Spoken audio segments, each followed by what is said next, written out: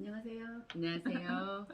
우리 타샤의 책방에서 타샤 선생님이 선택하신 책으로 하는데 오늘은 아비투스. 네, 너무 아비투스. 흥미롭지 않았어요? 저는 이 책 재밌더라고요. 네, 어떠셨어요? 진짜 이 두꺼운 분량을 읽다가 음. 거부감도 일어났다가 맞네 이런 생각이 이렇게 여러 번 왔다 갔다 보니까 했던 책인 것 같아요. 브루디에라는 사람 그 학자가 인간의 어떤 사회 자본, 사회적인 자본, 우리 사람이 뭐 말투라든지 이런 것들을 말한 게 아비투스인데, 그러니까 여기서는 인간의 품격을 결정하는 네. 인간의 품격을 결정하는 7가지 자본인 거죠. 네. 자본인 거예요. 내가 말하는 것도 자본이고 꼭 돈뿐만 아니라 그런 거를 해서 저는 그렇게 해서 너무 재밌게 읽었거든요. 네. 선생님 왜 이 책을 읽자고 하신 거예요, 그러면? 아니 그 주변 사람들이 네. 좋은 엄마가 되기 위해서 음. 이거는 꼭 기본으로 알아야 된다라고 많이 추천해 주시더라고요. 네. 그래서 저도 이 책을 제가 같이 선생님한테 읽어보자고 소개해보자고 말씀드렸는데 그 번역을 자본이라고 했잖아요. 네, 그래서 네. 정말 이 책은 독일 사람이 썼잖아요. 네. 의외로 저는 미국 사람이 썼을 줄 알았는데 독일 사람이 썼더라고요.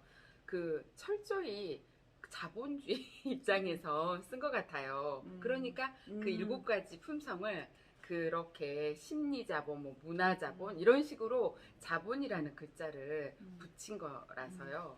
그래서 저는 철저히 근본주의, 자본주의, 이거는 그 부의 중심을 둔 거다라고 처음에 아비투스라는 읽기 게 시작했어요. 타인과 나를 구별짓는 취향, 습관, 아우라, 네. 사회 문화적 환경에 의해 결정되는 제2의 본성. 그러니까. 그리고 네. 계층 및 사회의 지위의 결과이자 표현이잖아요. 네. 그러니까 이런 7가지 습관이 어떻게 보면 제대로 된 사람이 봤더니 부자인 경우가 많고 성공한 게 많더라고. 거꾸로 생각하면 사회적인 자본에 의해서 이런 것들이 제대로 교육되거나 이런 사람들이 부자도 돼 있고 네. 뭔가 엘리트 돼 있고 이런 경우가 많을 수도 있겠다. 그러니까 네. 선생님이 아까 아이들 키울 때 어머니들이 알아서 여기에 좀 네. 맞춰서 하면 좀 그런 맥락하고도 좀 될 것 같아서. 네. 그러니까 저는 이제 그 여기에서 상류사회라는 게 이 책을 읽는 내내 머릿속에서 떠나지 않았었는데, 그래서 좀 제가 상류사회가 상류층이 아니라는 거가 그것 때문에 제가 약간 계속 마음에서 거스름이 있었던 것 같아요. 하지만 우리가 그러니까 상류 사회를 목표로 살 필요는 없지만 그래도 상류 사람들에게는 어떤 이상을 추구하고 그들의 의식의 흐름이 뭐고 그런 것들 알고 나서 내가 그거를 선택을 할지 선택하지 않을지를 그게 주체가 제가 돼야 된다는 생각이 들었어요. 그냥 우리는 잘 모르니까 비난하고 좀 동경하고 하는데 그 사람들의 그런 매너나 그런 품위, 그 사람들이 지키고자 했던 게 뭔지를 안다면 나중에 여유 있게 그들을 바라보고 그냥 무한한 동경이나 아니면 비난만 할 게 아니고 그렇게 제가 알고 나서 선택을 하는 것과 모른 채 비난하거나 동경하는 건 다르다는 생각에 열심히 읽었어요. 근데 여기서 보면 그러잖아요. 이 저자 하는 말이 네. 아비투스는 의사소통과 같다는 거잖아요. 네. 의사소통이라는 거죠. 누구를 만날 때 어떤 입고 가는 것도 의사소통이잖아. 어찌 보면. 그리고 아비투스가 없는 사람은 없다. 왜냐면 내가 태어난 부모로부터 물려받은 것도 있지만 어떤 교육된 거 이런 것 게 없진 않잖아요. 그게 어떤 정도가 다르지. 그래서 아비투스는 우리의 취향, 가치관, 야망을 드러낸다고 하잖아요. 그래서 우리가 어떻게 드러내고 있나 한번 보는데 여기 지금 7장까지 있어서 아비투스가 삶, 기회, 지위를 결정한다고 하잖아요. 처음에는 이런 양반전이 생각나더라고요. 네.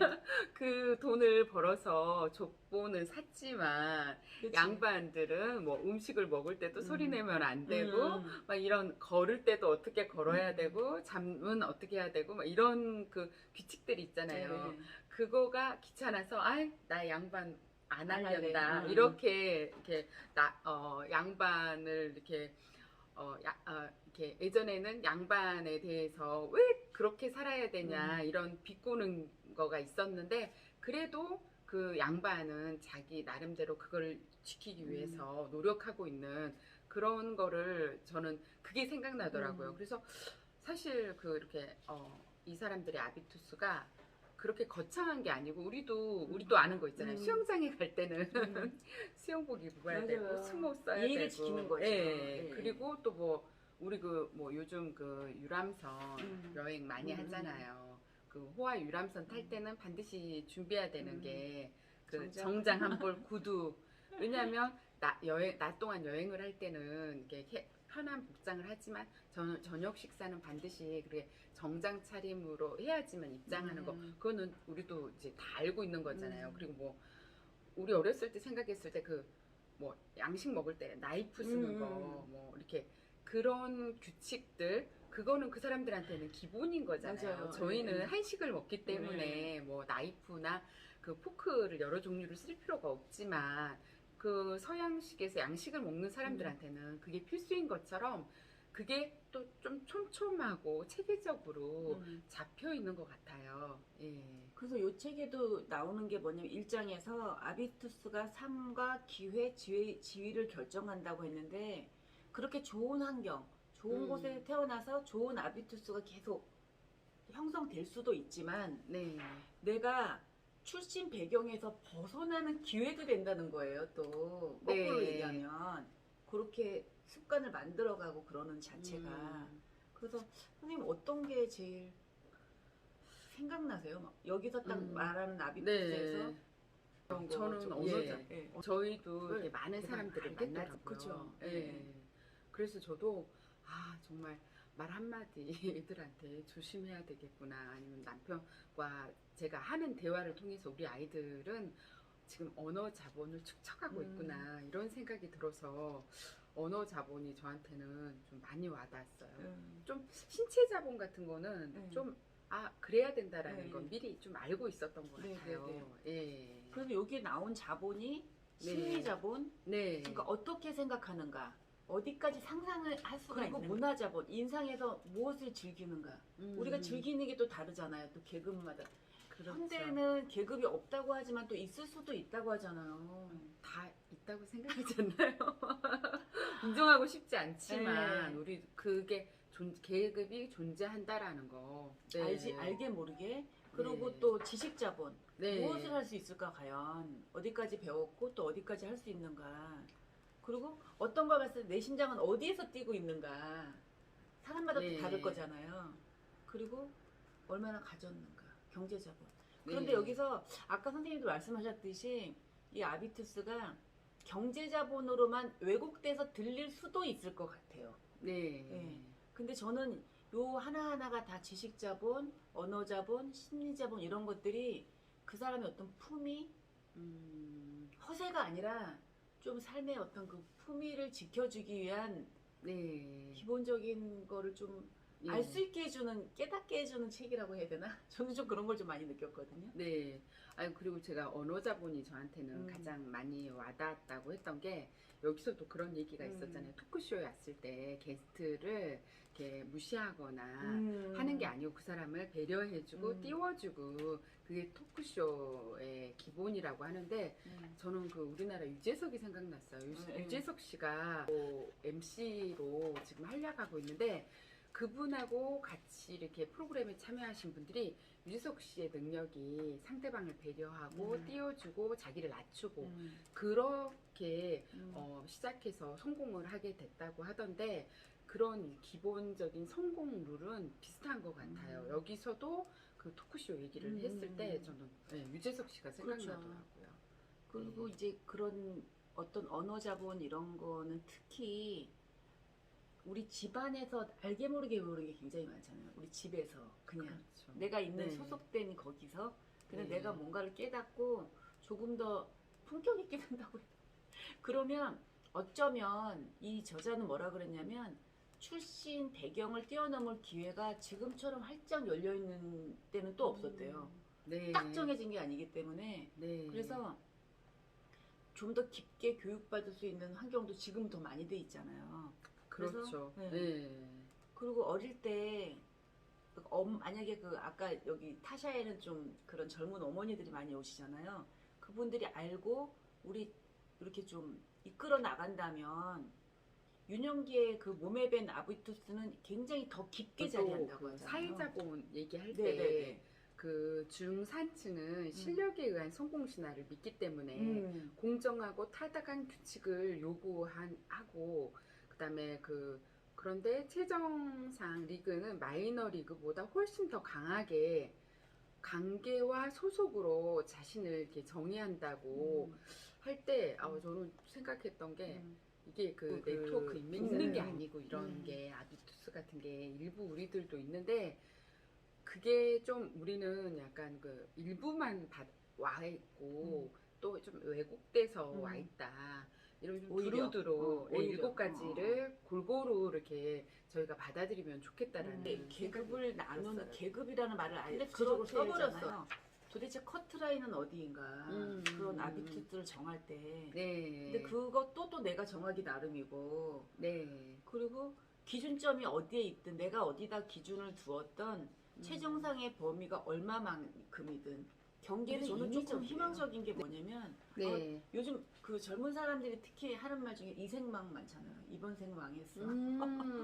예. 저는 그 말도 많이 생각났거든요. 네. 근데 결국 저는 이 책이 되게 희망적인 게 네. 그런 자본을 좀 내가 알고 하면 어떤 아비투스도 돌에 새겨지지는 빛나게 하는 거, 나를 빛나게 하는 거. 네. 그거가 매력이잖아요. 예. 그것도 자본이라잖아요. 그러니까. 네. 그리고 이 구절이 생각나요. 과거에는 건강을 질병이 없는 상태만을 얘기했는데 지금은 그걸 넘어서 건강은 에너지와 기쁨의 최대치를 뜻한다라는 거. 그러니까는 그냥 우리가 아프지 않는 게 건강한 에너지가 넘쳐서 다양한 일을 할 수가 있고 그 사람이 어떤 일을 할 때 항상 그 즐겁게 그런 게 건강한 거다. 즐겁게 임할 수 있는 거. 예. 이 부분도 저는 건강에 대한 기준이 다르구나. 그래서 조금 생각을 하고 주의를 기울이면 매력적일 뿐만 아니라 이중으로 이익을 얻는데요. 네. 뭐냐면 안간힘을 안 써도 자연스럽게 광채가 나게 하는 거지. 근데 네. 그거는 노력해서 나오는 건데 남들이 볼 때는 굉장히 편안하게 보이는 거예요. 그러니까. 그죠? 네, 진짜 멋쟁이들은 멋낸 거를 들키지 않아야 된다고 하잖아요. 그렇죠. 네. 그리고 신체와 정신의 주의를 기울이잖아요. 네. 그러면 나를 사랑하는 거잖아요. 그러니까 나의 삶의 질을 높이는 가장 의미 있는 일이라고. 인생은 외모가 출중한 사람에게 유리한 게임이잖아요. 그러니까. 타고난 것도 있지만 내가 어떻게 이거를 아비투스를 형성해 가느냐도 굉장히 중요하죠. 심리자본에서 네. 역시나 저는 왜 그 워런 버핏이 안 나오나 했어요. 여기서도 이 책에도 그런 게 있어요. 세계적인 부자인 워런 버핏은 여가의 80%를 독서로 보낸다. 그는 학생들에게 자기계발서, 경영서, 투자 관련 책을 읽고 그대로 따라하라고 권하고 이런 책들을 매일 몇 쪽씩 읽은지 아세요? 500쪽씩 읽으라고 한대요. 그리고 그러면은 복리이자처럼 쌓인다 지식이 이렇게 얘기한 부분이 있어서 참 이게 쉽지가 않구나. 어떻게 매일 500쪽씩을 책을 읽으면서 이렇게 그 지식을 쌓아가면 복리이자처럼 한다. 이게 곧 그 상류층의 계급이 막 우리가 저 사람은 원래 저렇게 태어났으니까 저래 하고 그랬었다면 지금은 그걸 좀 이렇게 잘못 이해를 하면 부자를 막 추종한다 이렇게 들릴 수도 있을 수도 있어요. 그렇지만 만약 워렌 버핏이 자기의 그런 것을 위해서 책을 그렇게 독서를 그렇게 많이 한 어떤 노력 그건 안 본 경우가 많았잖아요. 우리 자체도. 그렇죠. 그래서 그 사람은 운이 좋고 이렇게 돈 굴리는 재주가 탁월한 사람으로만 알고 있었잖아요. 그런데 정말 공부 열심히 하고 독서 열심히 하고 이렇게 해서 어떤 걸 얻은 걸 수도 있잖아요. 그러니까 우리가 이 7가지를 한번 수련해 본다고 해야 되나? 좀 그렇게 하면 네. 굉장히 나의 그런 걸 높일 수 있을 것 같은 생각이 드네요. 네.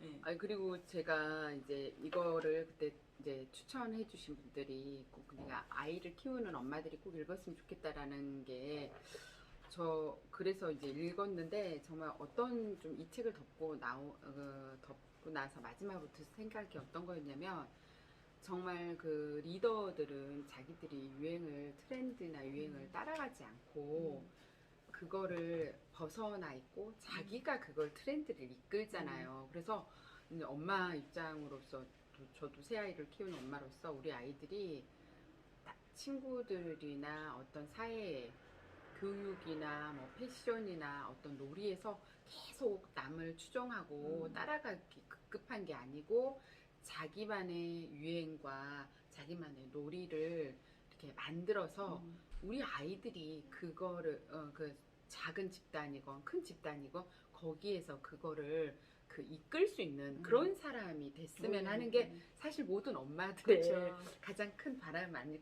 아니겠어요. 그래서 이거를 내가 이 7가지 자본을 내가 체화시켜서 우리 아이들에게 그렇게 키운다면 우리 아이들이 당연히 집단에서 또래들에서 리더가 되겠구나. 아이들이 1등하고 좋은 대학 가고 뭐 이렇게 인기를 얻는 게 성공이 아니고 언제든지 그거는 맨 바닥으로 내려올 수 있다라는 거를 알게 됐어요. 네. 그래서 저 이 책에서 보면 특정한 것보다는 이런 아비투스가 잘 갖춰진 사람 보면 네. 오히려 유연한 거죠. 네. 사고도 굉장히 유연하고 네. 좀 폭도 넓고. 그래서 여기도 나오잖아요. 엘리트 교육은 전문 지식으로만 이루어지지 않는 거죠. 네. 우리가 여기에 공부만 강조하거나 이래서 부작용이 굉장히 많았잖아요. 네. 그래서 스포츠 정신, 뭐 자제력, 네. 요즘 특히 부족한 자제력, 그리고 네. 탄력성, 네. 수용력, 네. 뭐 이런 성격 강화시키는 거. 네. 이게 어찌 보면 전문 지식 습득보다 더 중요하잖아요. 자본이 네. 잘 갖춰지면 네. 정말 멋진 사람이 될 것 같아요. 네. 그리고 선생님 다시 한번 여기 보면 여기 자본 7가지를 한번 네. 되새겨 보면서 우리 네. 끝내볼까요? 네. 심리자본 어떻게 생각하고 어디까지 상상하는가. 문화자본 인생에서 무엇을 즐기는가. 지식자본 무엇을 할 수 있는가. 경제자본 얼마나 가졌는가. 신체자본 어떻게 입고 걷고 관리하는가. 언어자본 어떻게 말하는가. 사회자본 누구와 어울리는가. 네. 네. 그래서 이런 자본들에 대해서 한번 이게 어떤 자본인가를 좀 정확하게 알고 책을 읽으면 되게 좋을 것 같고, 이렇게 자본이 나오면 이 책이 좋았던 거는 또 저 끝에 네. 이렇게 인터뷰한 게 나와요. 네. 이 상황에 대해서. 그러면 나는 어떤 상황이었을까 좀 이렇게 상상하면서 나한테 좀 대입시켜서 이 책을 읽으면 도움도 굉장히 열린 많이 마음으로 될 것 읽었을 같아요. 때. 네. 열린 마음으로 네. 읽었을 때. 네. 꼭 열린 마음으로 네. 우리 이 아비투스 네. 꼭 한번 읽어보셨으면 좋겠습니다.